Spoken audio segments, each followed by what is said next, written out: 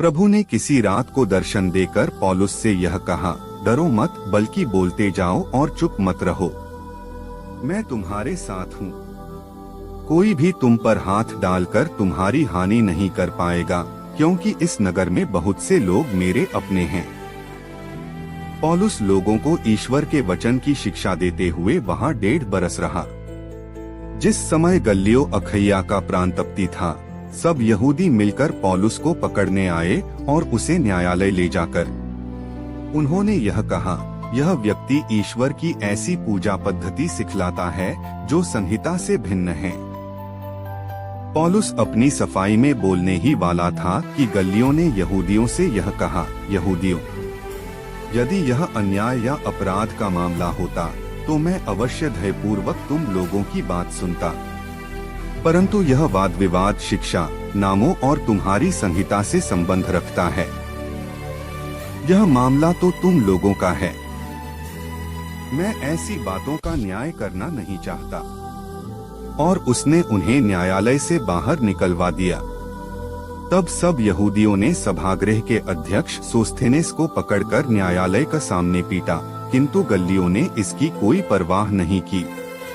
पौलुस कुछ समय तक कुरिन्थ में रहा और इसके बाद वह भाइयों से विदा लेकर प्रिसिल्ला तथा आक्विला के साथ नाव से सीरिया चला गया। उसने किसी व्रत के कारण केंख्या में सिर मुंडाया। सुसमाचार संत योहन 16:20-23। मैं तुम लोगों से यह कहता हूँ, तुम रोओगे और विलाप करोगे, परंतु संसार आनंद मनाएगा। तुम शोक करोगे, किंतु तुम्हारा शोक आनंद बन जाएगा। प्रसव निकट आने पर स्त्री को दुख होता है, क्योंकि उसका समय आ गया है, किंतु बालक को जन्म देने के बाद वह अपनी वेदना भूल जाती है, क्योंकि उसे आनंद होता है कि संसार में एक मनुष्य का जन्म हुआ है।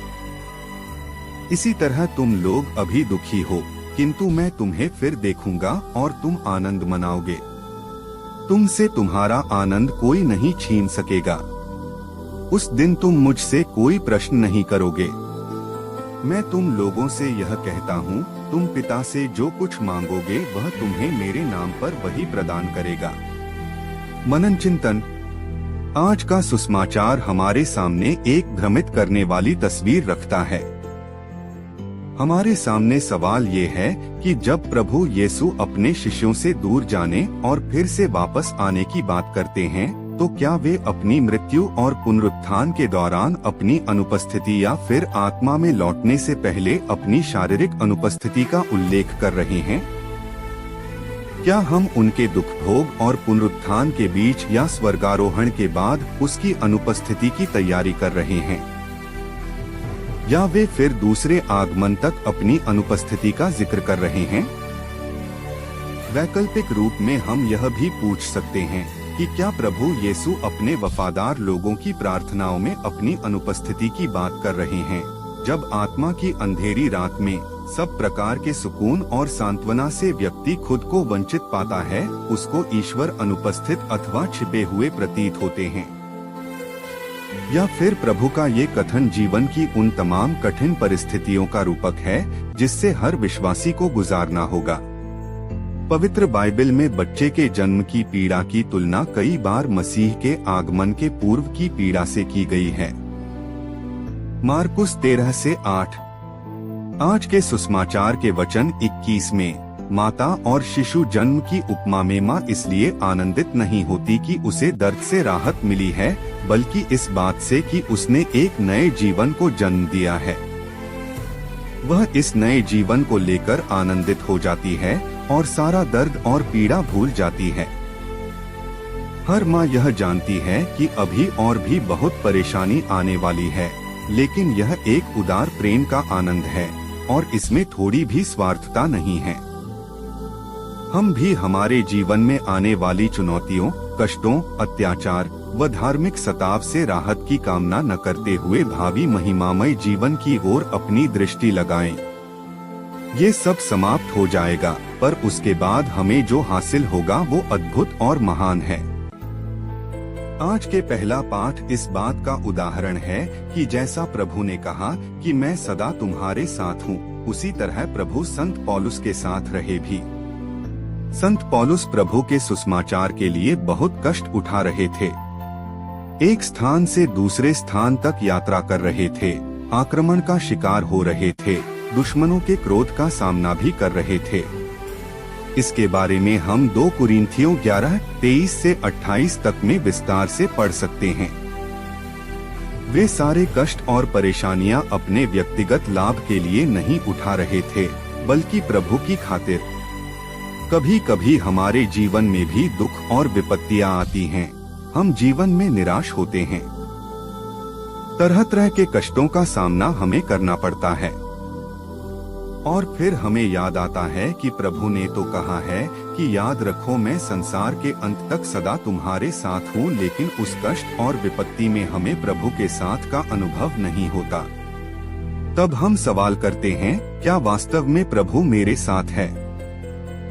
लेकिन हम ये सवाल कभी नहीं करते कि क्या वास्तव में मैं प्रभु के साथ हूँ? क्या मैं प्रभु के लिए कष्ट उठाने के तैयार हूँ?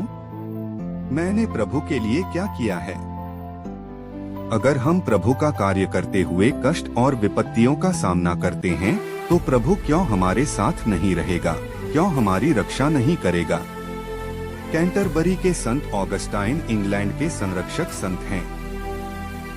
596 एडी में ऑगस्टाइन के नेतृत्व में लगभग 400 भिक्षु रोम से निकले इंग्लैंड में सुसमाचार का प्रचार करने के लिए। रास्ते में एंग्लो सैक्सन की क्रूरता और इंग्लिश चैनल के विश्वासघाती कहानियों ने समूह को वापस कर दिया। पोप ग्रेगरी द ग्रेट ने ऑगस्टीन को आश्वासन दिया कि उनका डर निराधार था और इसलिए वे फिर से सफर में निकल गए। किंग एथेलबर्ट द्वारा शासित केंट के क्षेत्र में सफलतापूर्वक उतरने के बाद ऑगस्टीन ने अपना काम शुरू किया। कुछ ही वर्ष के भीतर राजा एथेलबर्ट ने बपतिस्मा लिया। ऑगस्टाइन को फ्रांस में एक बिशप के रूप में अभिषेक किया गया और कैंटरबरी लौट आए, जहां उन्होंने अपनी कलीसिया की स्थापना की। उन्होंने एक चर्च और मठ का निर्माण किया, जहां वर्तमान में कैथेड्रल खड़ा है। जैसे ही विश्वास फैल गया, लंदन और रोचेस्टर में अतिरिक्त केंद्र स्थापित किए गए। हालांकि ऑगस्टीन का काम कभी कभी धीमा था और हमेशा सफलता नहीं मिलता था, वह हमें एक उदाहरण प्रदान करता है कि बाधाओं के बावजूद दृढ़ता कैसे काम में सफलता दिलाती है। हमें प्रभु पर भरोसा रखते हुए चलते रहना चाहिए। आज 22 मई है। आज से हम पेंटेकॉस्ट की तैयारी स्वरूप पवित्र आत्मा के आदर में नोवीना की शुरुआत करते हैं। प्रभु यीशु ने अपनी जिम्मेदारी पूरी कर ली है, पिता द्वारा दी हुई जिम्मेदारी। अब उनकी बारी थी, अब उन्हें अपनी जिम्मेदारी पहचाननी और पूरी करनी है। यह संसार की जिम्मेदारी नहीं है, इसलिए संसार खुश है। उसने प्रभु यीशु को नहीं पहचाना है, लेकिन शिष्य शोक मनाएंगे क्योंकि प्रभु उनके दूर जा रहे हैं, फिर चाहे वह थोड़े हाई समय के लिए क्यों ना हो। कभी कभी किसी की अनुपस्थिति भी उनकी उपस्थिति महसूस करने का बड़ा कारण बन जाती है। ईश्वर की अनुपस्थिति बड़ी दुखदायी है, शोक उत्पन्न करने वाली है, खासकर उनके के लिए जो ईश्वर को प्यार करते हैं और अपने जीवन में ईश्वर की उपस्थिति के आदी हैं। जिन्होंने ईश्वर की उपस्थिति को अपने जीवन में अनुभव नहीं किया है, उन्हें ईश्वर की अनुपस्थिति बिल्कुल भी नहीं खलेगी। चूंकि संसार ने प्रभु को स्वीकार नहीं किया, इसलिए उसकी अनुपस्थिति से उसे कोई फर्क नहीं पड़ेगा, लेकिन शिष्य प्रभु को प्यार करते थे, इसलिए उन्हें दुख सहना था। क्या हमें कभी प्रभु की अनुपस्थिति से कष्ट हुआ है? आइए हम प्रार्थना करें कि हम कभी भी ईश्वर से अलग ना हों।